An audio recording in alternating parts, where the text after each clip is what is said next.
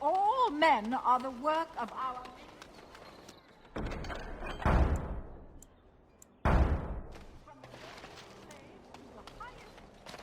In the name of Andraste, Bride of the Maker, be welcome in this house. While the cathedral is closed, if you need to make wedding or funeral arrangements, you'll have to talk to Sister Olma. Did someone die?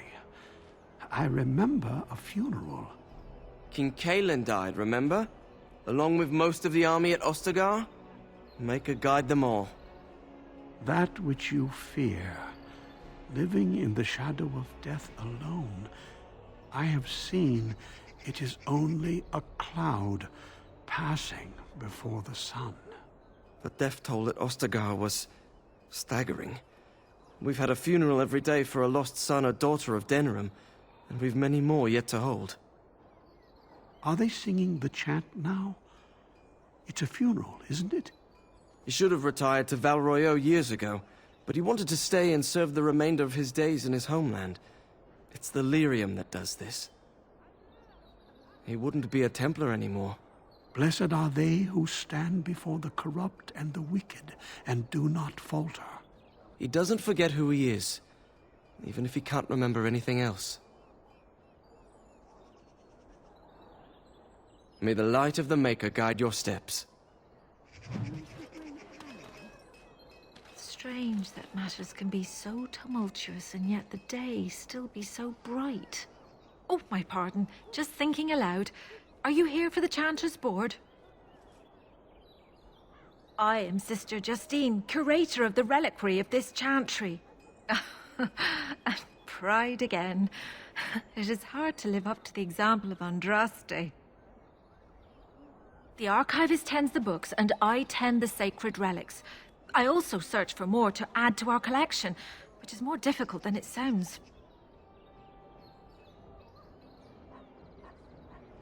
A hawker on the street will claim to have an actual finger bone of Andraste. In this city alone, you could make the skeleton of 10 prophets from fingers alone.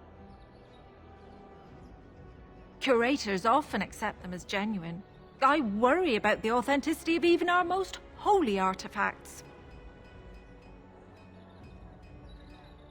When I was a curator of a much smaller chantry in Orlais, I thought that false relics slipped through because of laziness. But the life of the cloth is never an easy one, and that explanation always seemed hollow to me. Now I believe it's the seduction of the divine. We all want a personal connection to the Maker. We want to believe that what we hold in our hands is the actual sandal that slipped from Andraste's foot before the fires consumed her. Faith is of the heart, not of the head. When the heart is ungoverned by reason, charlatans have powerful tools to deceive. And often close to heretical. But I believe that the truth only increases the awe of the Maker and his prophet, not demean it. Even false symbols have the power to inspire, but it seems every year we fall more out of touch with the real Andraste. You've shown admirable patience listening to my diatribe before. I will not bore you again. Suffice it to say, I look for and authenticate holy relics for the chantry. Well, there's one that might be real. I couldn't prove it wasn't. Perhaps you can understand my skepticism. So many claims, so few truths. Certainly, my research indicates that all of the ashes were gathered into a pot or urn. But it's been lost for centuries. That doesn't stop hawkers from selling pinches of the ashes of Andraste to gullible pilgrims. The real ashes may still be hidden somewhere, though it's possible the urn broke. Of course, enjoy your visit to the chantry.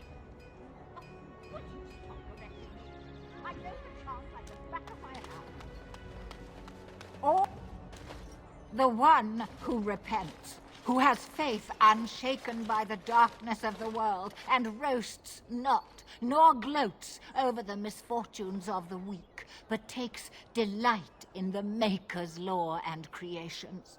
Boasts. It's boasts, sister, not roasts. She shall know the peace of the Maker's benediction. The light shall lead her safely through the paths of this world and into the next. Peace, sister, peace. She shall know the peace of the Maker's benediction. The veil holds no uncertainty for her, and she will know no fear of death, for the Maker shall be her beacon and her shield, her foundation and her... There's no veal in the chant.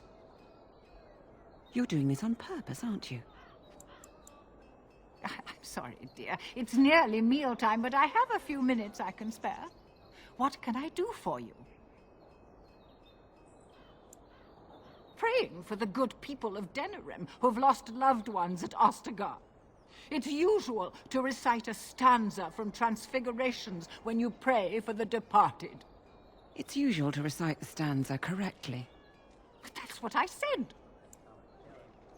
Tell you about the chant? What? As if it's a cake you might buy? Well, it's done enough, but a little too much nutmeg for my taste. Sister, instructing the ignorant is a sacred duty of the chantry. Fine, then. What do you want to know?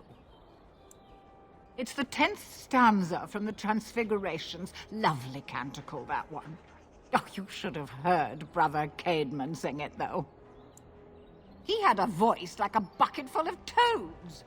Revered Mother Boanne, bless her heart, always said, if we had more voices like his, the Maker couldn't fail to take note of us. It was tragic, really. Such a surprise. We don't speak of that. He was in charge of the lyrium storehouse. It wasn't good for him, you see. He took off all his clothes in the middle of the chant one summer day and ran into the street. He tripped and fell into the vat of elderberry wine for the feast and drowned.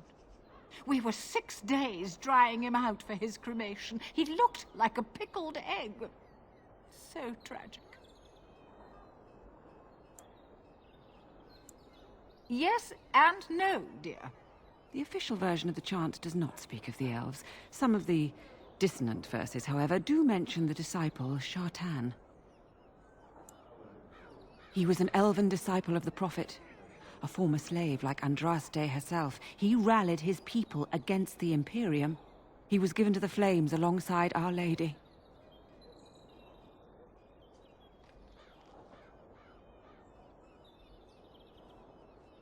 Divine Renata had the verses removed during the Exalted March on the Dales. The chant has changed over time. Some of the verses that were sung in the past were taken out. The Canticles of Shartan was stricken from the chant in the Glory Age. They are no longer sung, though scholars still sometimes read them. Of course. The official chant of light is written in Tevinter, but it is translated into the languages of the believers. Some ideas are lost in the process of translation, and words take on unintended meanings. There's a dreadful pun in the Orlesian version in the Canticle of Threnodies, and languages are always changing. The chant must adapt if it is to be understood by the people hearing it. Oh, Oh, there are some very stirring canticles about doom and wrath. Darkspawn were created by mankind's second sin, pride. Arrogance became a great caged beast in the lands of Tevinter, an emptiness that consumed all and could never be filled. To satisfy its hunger, the Mage Lords assaulted the Golden City, heart of all creation, to take the Maker's power for themselves. Why does no one ever sing the good stanzas during chantry services anymore? They speak them. It's called the chant of light, not the speech of light. Sister, would you kindly stop messing up the chant? See how you like being interrupted. Well, you get the general idea, I'm sure. It is almost mealtime, isn't it? Blessings of the Maker and of Andraste, his bride, upon you.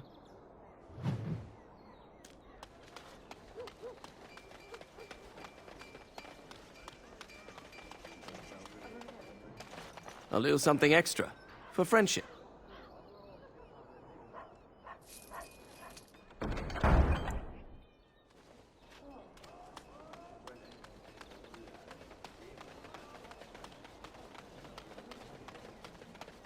My client appreciates your generosity.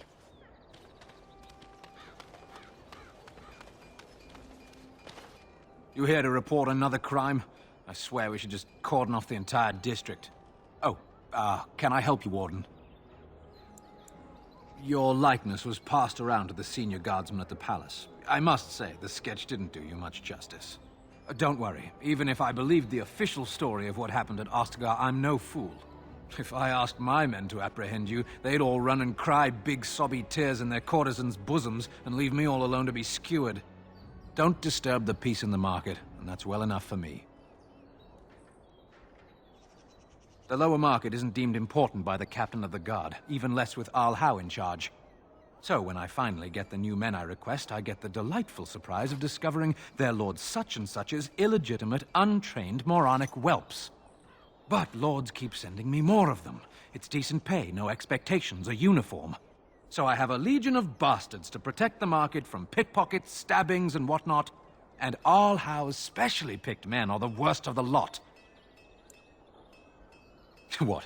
You're serious? I mean, yes, I could use help. I've got a pretty popular, establishment that's crawling with mercenaries. If I send my boys in, someone might get, Maker forbid, hurt, and I'll have to explain to their noble fathers that being a guard is actually dangerous. The name of the whorehouse is the Pearl. Beat down any mercenaries that are out of line and send them a message. I said beat down, not kill. Let me make that really clear. Not on fire, or exploded, or make a nose, whatever type of grisly death you can dream up. Sorry. Used to giving orders to my boys. Just leave them breathing and I'll be happy. Thank you, Warden. Happy hunting.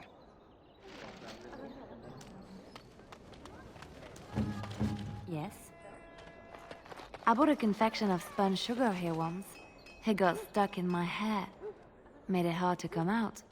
But it was very tasty for a few days.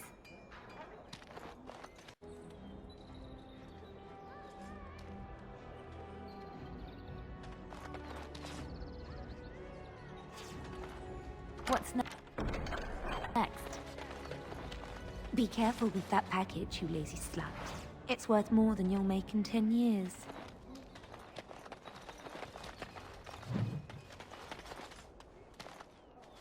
Another visitor in my store. Enjoy browsing my wares. Master Trader Ignacio, at your service, good sir. My cousin and I have trade connections all along the seaways. We have furniture, silks, carvings, and much more. Cesar handles the trade stock, I handle other affairs. No, I am not. I am a trader at heart. My home is the road. But I was born past the waking sea in Antiva.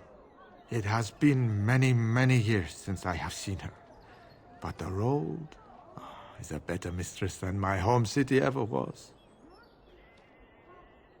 On the docks of Rialto, life is cheap. As cheap as the dockside ale and the soiled whores. You can live a longer life out here. And a wise man can make a comfortable fortune in time. Straightforward, predictable danger is refreshing to me. Any moment in Rialto, the streets can run red, and often do. I'd take Darkspawn any day. At least you can see them coming. No. Not yet. Perhaps one day. It has been many, many years since I have seen her. But the road is a better mistress than my home city ever was. Luck be to you, Warden. If you have coin, welcome to our shop. If not, move along. Too many refugees blocking customers. I didn't think so, sir. Too much flesh on the bones. You walk tall, proud, not hunched. Sad times in Ferelden.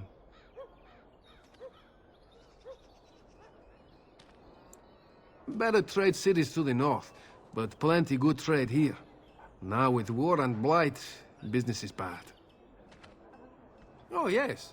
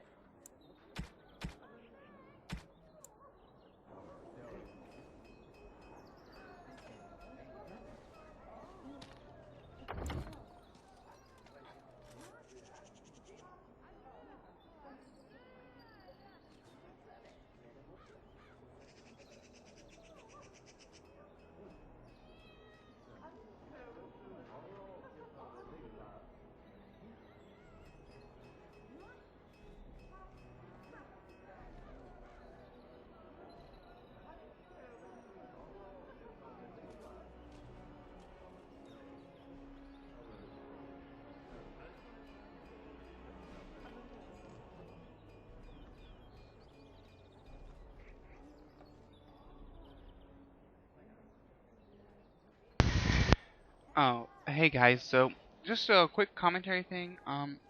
Just wanted to let you know that my game well, my system somehow anyway, sorry.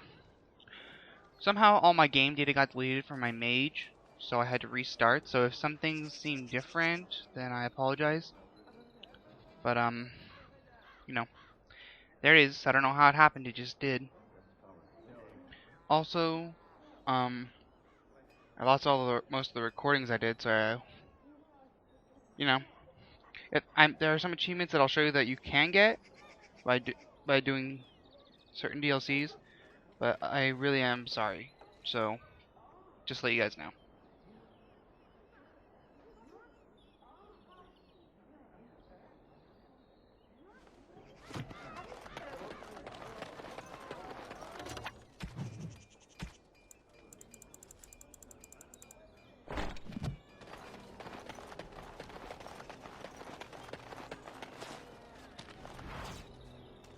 Good day.